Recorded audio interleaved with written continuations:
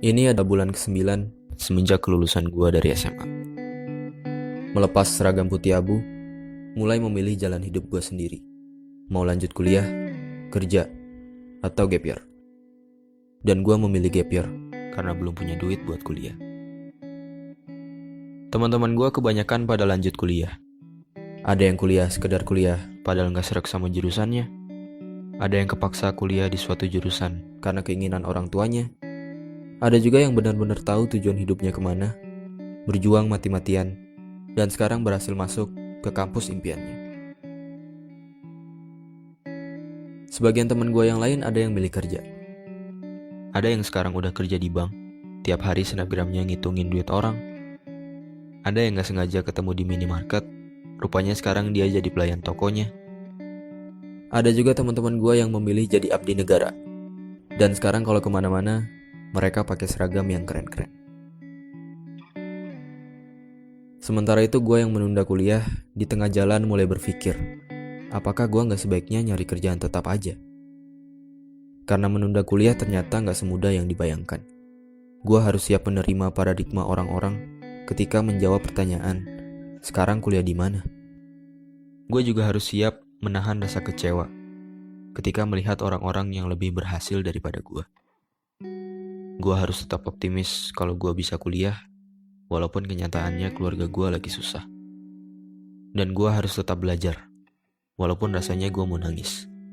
Melihat kedua orang tua yang masih bekerja di usia senja, demi mewujudkan cita-cita anaknya. Akhirnya yang gue lakukan adalah belajar sambil kerja. Kerja apa aja yang gue bisa. Gue bisa ngedit video, gue manfaatin buat ikutan lomba-lomba video di internet. Gue bikin video-video pernikahan. Gue juga jadi freelancer, ngerjain tugas kuliah orang-orang. Dan dari usaha-usaha itu, gue dapat hasil yang lumayan. Ya, meskipun hasilnya gak pernah terkumpul buat biaya kuliah dan selalu habis buat kebutuhan rumah. Tapi gue bersyukur, seenggaknya letih yang orang tua gue rasakan, sekarang bebannya telah berkurang. Dan keringat yang bercucuran, kini berganti dengan senyuman. Kehidupan setelah SMA membuka mata gue, bahwa hidup sejatinya adalah seni memilih. Memilih mana yang mendingan.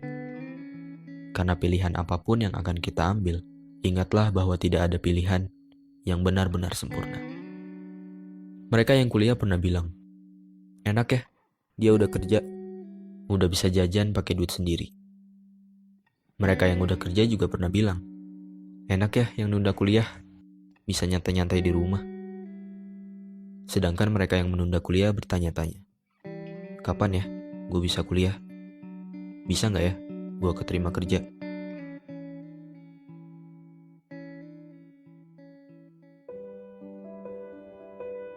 Untuk orang-orang yang sedang mengemban ilmu di bangku kuliah, sadarlah, banyak orang-orang yang tidak seberuntung kamu. Jangan menyia-nyiakan kesempatan yang kamu dapatkan. Tetap semangat, walau jurusan atau kampus yang kamu dapat tak sesuai keinginan. Dan jangan terus-terusan mengeluh atas tugas-tugas yang menumpuk berlebihan.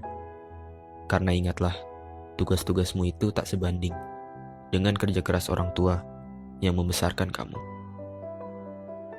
Untuk orang-orang yang sedang merasakan letihnya bekerja, berhentilah membanding-bandingkan hidupmu dengan orang lain. Karena manusia itu memandang dan dipandang. Ketika kamu melihat mereka, kamu merasa mereka adalah orang yang paling bahagia. Padahal ketika mereka melihat kamu, mereka merasa justru kamulah orang yang paling bahagia. Tanpa kamu dan mereka ketahui bahwa masing-masing sebenarnya punya kesedihan yang tak diperlihatkan. Dan untuk orang-orang yang menunda kuliah atau sedang berjuang meraih cita-citanya, pahamilah bahwa setiap orang ada masanya dan setiap masa ada orangnya. Mungkin belum waktunya kamu mendapatkan apa yang kamu inginkan. Tapi jangan menyalahkan keadaan. Ambil hikmahnya. Setidaknya sekarang kamu jadi tahu. Di saat terpuruk, siapa saja orang-orang yang tetap setia menemanimu. Siapa saja orang-orang yang terus mendukungmu. Dan siapa saja orang-orang yang peduli padamu. Teruslah melangkah. Berusaha sekeras yang kamu bisa, perbaiki semua kekuranganmu, dan jangan dengarkan apa kata orang. Karena yang menjalani hidupmu adalah kamu, yang merasakan sedih dan bahagiamu adalah kamu. Maka semuanya tergantung kamu, tergantung sudut pandangmu. Bagaimana cara kamu menyikapi setiap cobaan? Apakah dengan bersedih, berlarut-larut, atau malah bersyukur atas pelajaran yang kamu dapatkan dan berusaha bangkit dari keterpurukan? Dan berdoalah, minta kepadanya supaya kamu cepat bertemu dengan waktu. Waktu yang tepat di saat impianmu terwujud, waktu yang indah di saat kebahagiaan menyertaimu, dan waktu yang sempurna di saat ayah dan ibu berkata, "Kami bangga padamu."